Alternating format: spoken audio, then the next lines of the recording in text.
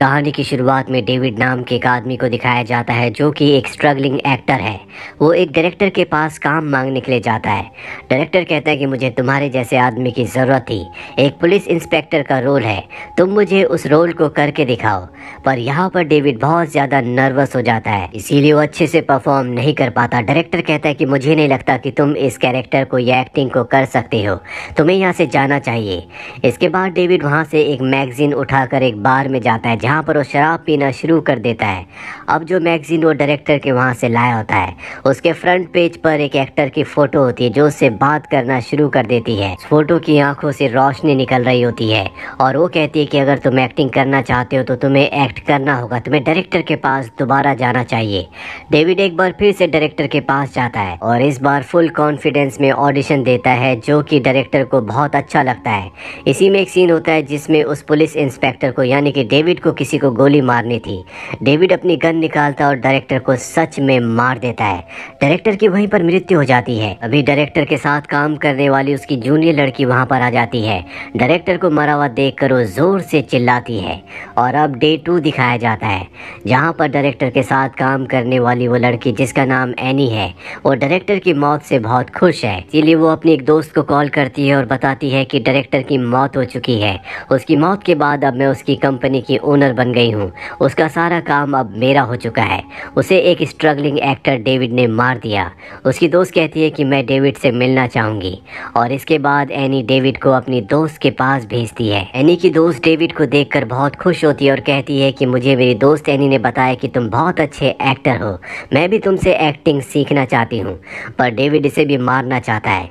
वो अपनी गन में साइलेंसर लगाता है पर इससे पहले कि वो इसे मारता, वो लड़की डेविड से कहती है कि मैं तुम्हारे साथ एक ड्रिंक पीना चाहूँगी। डेविड इसके लिए मान जाता है और जैसे डेविड ड्रिंक पीता है तो बेहोश हो जाता है। जब उसे होश आता है तो वो बंधा हुआ होता है। वो लड़की उसके सामने होती है और कहती है कि मुझे बहुत भूख लगी है, मैं तुम्हें अपना खाना बनाना चाहूँगी। इसके बाद वो एक अजीब से कीड़े में बदल जाती है और डेविड को खा जाती है। इसके बाद वो एनी को कॉल करती है और कहती है कि मैंने तुम्हारे दोस्त को अपना खाना बना लिया, मुझे इसी तरह के और भी इंसानों की ज़रूरत है। यहाँ पर हम एनी की दोस्त के पैर में एक टैटू देखते हैं और ठीक ऐसा ही टैटू एनी के पैर में भी होता है, जिससे हमें समझ में आ जाता है कि एनी भी इसी की तरह एक हैवान है, वो इंसान नहीं है। ये दोनों के दोनों एक ही प्रजाति के हैं। अब डे 3 दिखाया जाता है जहाँ पर हमें एक आदमी को दिखाया जाता है जो बहुत ही ज़्यादा रिलीजियस होता है। वो ईश्वर पर विश्वास रखता है और एनी जैसे लोगों को मारता है जो इंसानों की शक्ल में इंसानों के बीच में रहते हैं। इस आदमी का नाम पीटर होता है।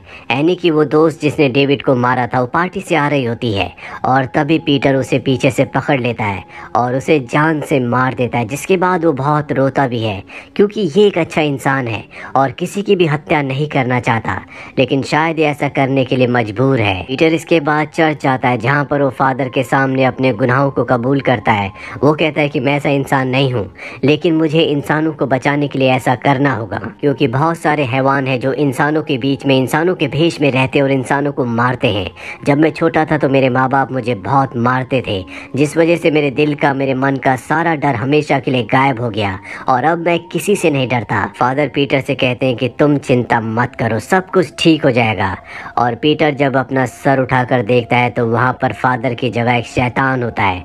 दरअसल फादर भी एक शैतान होते हैं जो रूप बदल कर यहाँ पर रह रहे होते हैं। उनका चेहरा पूरी तरह से लाल होता है। अब डे 4 दिखाया जाता है जहाँ पर पीटर एक लड़की का पीछा कर रहा होता है। तभी एक आदमी गाड़ी से उतरता है और पीटर को बेहोश करके अपने साथ अपने घर ले जाता है। पीटर उससे पूछता है कि तुम मुझे यहाँ पर क्यों लाए हो। वो कहता है कि मैंने कई दिनों से तुम पर नजर रखी थी, मुझे पता है कि तुम कई सारे मासूम लोगों को मार चुके हो। पीटर कहता है कि नहीं, मैंने ऐसा कुछ नहीं किया और इसके बाद वो उसे टॉर्चर करना शुरू करता है। जिसके बाद पीटर बताता है कि हाँ, मैंने कई लोगों को मारा। वो पीटर को सारी सच्चाई बता देता है और पूछता है कि तुमने मुझे अगवा क्यों किया, तुम मुझसे सब कुछ क्यों पूछ रहे हो। पीटर बताता है कि मैं अपनी पत्नी से बहुत प्यार करता था, मैंने उससे वादा किया था कि मैं उसे जिंदगी में हर एक चीज ला कर दूंगा, लेकिन उसे जी वायरस हो गया और वो इंसान से ज़ॉम्बी बन गई और अब उसे अपनी भूख मिटाने के लिए इंसानों की ज़रूरत है। इसीलिए मैं तुम्हें अगवा करके यहाँ पर लाया हूँ ताकि वो अपनी भूख मिटा सके। इसके बाद यहाँ पर उस आदमी की पत्नी आ जाती है जो ज़ॉम्बी है और पीटर को मार देती है। अब आता है डे 5 जहाँ पर हमें वो आदमी जिसकी पत्नी ज़ॉम्बी है उसके नेबर्स को दिखाया जाता है जो कि एक बूढ़ा कपल है। वो अपने घर के बाहर एक बोर्ड लगा लगाते हैं कि इनके घर में एक रूम अवेलेबल है जो रेंट पर देना चाहते हैं, जिसे वहीं पर जॉगिंग करती हुई एक लड़की देख लेती है। दरअसल इसकी दोस्त को रूम की ज़रूरत है, इसीलिए इस बोर्ड की फ़ोटो खींचकर वो अपनी दोस्त को भेज देती है और बताती है कि यहाँ पर एक रूम अवेलेबल है। अब डे 6 दिखाया जाता है, यहाँ पर वो लड़की जो कि टेनेंट है वो इनके घर पर पहुँच जाती है। ये बताते हैं कि हमारा घर बहुत अच्छा है, यहाँ पर तुम्हें कोई प्रॉब्लम नहीं होगी। यहाँ पर एक लड़की की फ़ोटो भी होती है। वो टेनेंट पूछती है कि ये फ़ोटो किसकी है। वो बूढ़ा कपल बताता है कि ये हमारा बेटा है, और इसके बाद वो उस लड़की को यानी कि अपनी टेनेंट को उसका रूम दिखाते हैं, जो उसे बहुत ही पसंद आता और कहती है कि कल मैं यहाँ पर अपना सारा सामान लेकर आ जाऊंगी। तभी फ़ोन की घंटी बजती है, और जब वो लेडी फ़ोन उठाती है तो दूसरी तरफ उसका बेटा होता है, जो कहता है कि मुझे भूख लगी है। वो लेडी कहती है कि तुम्हारा खाना तैयार है, और अब वो अपने घर पर आ जाता है। आसमान में तभी पूरा चांद निकलता है, जिसके बाद वो लड़का वेयरवुल्फ में बदल जाता है। दरअसल ये एक भेड़िया होता है जो पूरा चांद निकलने पर अपने असली रूप में आ जाता है। तभी घर की बेल बजती है। जो लड़की घर देखने के लिए आई होती है वो कहती है कि मैं दरवाज़ा खोलती हूँ, और जब वो दरवाज़ा खोलती है तो यहाँ पर इस कपल का बेटा जो कि अब भेड़िया बन चुका है वो होता है और उस लड़की को मार देता है।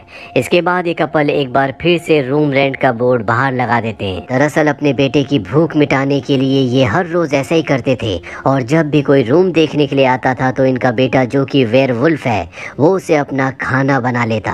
अब डे 7 दिखाया जाता है, जहाँ पर हमें वेयरवुल्फ को यानी कि उस लड़के को दिखाया जाता है जो पूरे चांद की रात को वेयरवुल्फ बन जाता है। वो एक पेंटर होता है जिसका नाम शार्क है, और उसके साथ उसके 2 दोस्त भी होते हैं। इन तीनों को पता चलता है कि एक पेंटर की मौत हुई है। ये तीनों के तीनों वहाँ पर जाते हैं, जहाँ पर शार्क को एक बॉक्स मिलता है। जब वो उस बॉक्स को खोलता है तो उसमें पेंटर की चीज़ें होती हैं। उसमें एक अजीब सी डायरी होती है जिसमें अजीब अजीब तरह की फ़ोटोज़ बनाई हुई होती है। वो उस डायरी को और सामान को अपने साथ ले जाता है। घर जाने के बाद वो उस डायरी पर अपनी एक बिल्ली की फ़ोटो बनाता है, और अगले पल बिल्ली वहाँ पर आ जाती है जिसे शार्क दूध पिलाता है।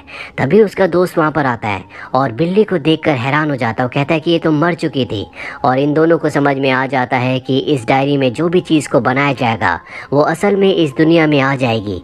जिसके बाद ये पैसों की एक गड्डी बनाते हैं और वो भी इन्हें मिल जाती है। उसका दोस्त शार्क को कहता है कि तुम इसमें जो भी बनाओ बहुत ध्यान से बनाना। अब रात को शार्क जब अकेला कमरे में बैठा होता है तो उसे अपनी गर्लफ्रेंड की बहुत याद आ रही होती है, जो 1 साल पहले उसे छोड़कर जा चुकी है। इसीलिए वो उस डायरी पर उसका स्केच बनाता है, और अगले पल उसके घर की डोर बेल बजती है। वो खुश हो जाता है कि उसकी गर्लफ्रेंड वापस आ गई। इस वक्त वो अपने दोस्त से बात भी कर रहा होता है और उसे बताता है कि मैंने अपनी एक्स गर्लफ्रेंड की फ़ोटो उस डायरी में बनाई थी। ये सुनकर उसका दोस्त डर जाता है और कहता है कि दरवाज़ा मत खोलना, मैंने तुमसे एक बात छुपाई। 1 साल पहले उसकी मृत्यु हो चुकी है। और अब शार्क धीरे धीरे दरवाजे की तरफ बढ़ता है, और जैसे वो दरवाज़ा खोलता है तो वहाँ पर उसकी एक्स गर्लफ्रेंड का घोस्ट होता है जो उसे मार देता है। जिसके बाद शार्क का दोस्त उस मैजिकल डायरी को अपने दूसरे दोस्त को दे देता है, और जब ये उस डायरी को देखते हैं तो उसके आखिरी पेज पर शैतान का लाल रंग का सर बना होता है। अब वो अपने घर डायरी लेकर आ जाता है, जहाँ पर उसका लैंडलॉर्ड उसे बहुत उल्टा सीधा कहता है क्योंकि उसने कई महीनों से किराया नहीं दिया। इसका नाम सली होता है। सली का अमीर लड़की के साथ अफेयर होता है। दरअसल इस लड़की ने भी एक अमीर बूढ़े आदमी से सिर्फ पैसों के लिए शादी की होती है, और अब सली उस लड़की के पास जाता है। हाँ, वो उसके घर पर एक बेशकीमती अंगूठी को देखता है, और जब वो लड़की बाथटब में होती है तो वो उस अंगूठी के बारे में उससे पूछता है, जिससे उसे गुस्सा आ जाता है और कहती है कि तुम उस अंगूठी को लेने के बारे में सोचना भी मत, और उसे अपने घर से जाने के लिए कहती है।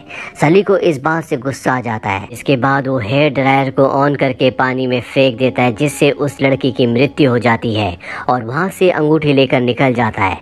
अब वो अंगूठी बेचने के लिए एक शॉप पर जाता है, और जब शॉप ओनर उस अंगूठी को देखता है तो कहता है कि ये अंगूठी तुम्हारी नहीं हो सकती, ये बेशकीमती है, तुम ज़रूर इसे चुरा कर लाए हो। सली कहता है कि ये मेरी खानदानी अंगूठी है, मुझे पैसों की ज़रूरत है, इसीलिए मैं इसे बेचना चाहता हूँ। और शॉप ओनर उस पर विश्वास नहीं करता। वो कहता है कि ये चोरी की है, तुम्हें मेरे साथ एक गेम खेलनी होगी, अगर तुम उस गेम को जीत गए तो मैं तुम्हें $10,000 दूंगा। सली उसकी बात मान जाता है, और तभी वहाँ वहाँ पर एक चलती हुई गेम में 3 शैतान के सर आते हैं और ये वही शैतान के सर होते हैं जो डायरी के आखिरी पेज पर थे। उसे समझ नहीं आता कि वो इस वक्त कहाँ पर है और जब उस शॉप ओनर की तरफ देखता है तो वही शैतान होता है जिसका पूरा चेहरा शोलो की तरह जलता हुआ होता है। वो सली को कहता है कि वेलकम टू माई वर्ल्ड, मेरी दुनिया में तुम्हारा स्वागत है, और इसके बाद वो उसे जहन्नुम की आग में झोंक देता है। सली की मौत हो जाती है। ये पूरी की पूरी कहानी टिट फॉर टैट है, यानी कि जैसा आप कर्म करोगे वैसे फल पाओगे। जो जैसे काम करता है उसका अंजाम वैसा ही होता है। इसीलिए इस पूरी कहानी में जिसने गलत काम किए थे बाद में उसका अंजाम